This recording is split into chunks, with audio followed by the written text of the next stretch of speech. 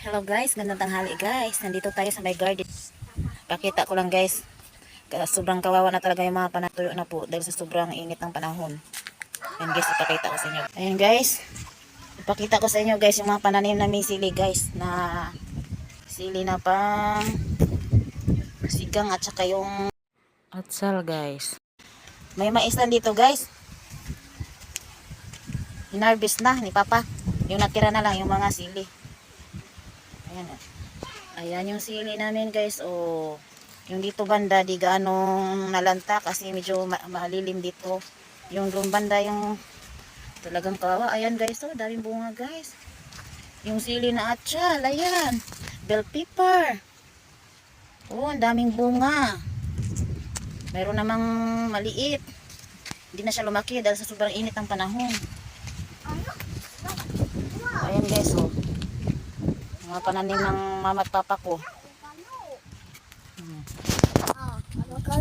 Salamat na nahulog kasi yung yan. Pananim namin sili. Kawawa, nalanta na yung mga dahon. Natutuyo na sa sobrang init. Halika na kay mainit na. Ayan guys, oh. Kawawa talaga yung mga pananim ngayon. Sobrang init ng panahon. Ngayon, tingnan nyo. Talagang tuyong-tuyo na yung mga damo. Ayan o, yung sombrero ko guys. Wala na guys, hindi na siya namunga. Ano sa init. Ayan, may sili pa dito. Tapos yung okra, wala yung mga okra guys. Ayan, wala na. Tuyong-tuyo na yung mga okra. Pati yung ano. Ayan, yung mga ano, gabi. Wala na, tuyong-tuyo na rin. Tapos ito pa guys, yung ano namin, ang palaya. Ayan o. Wala na siya, ano na. Pati yung punuan niya na ano na.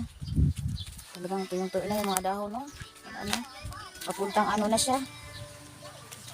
Hindi na siya mapakinabangan guys. Okay guys, yun naman po sa araw na ito. Salamat sa panonood sa aking mga videos.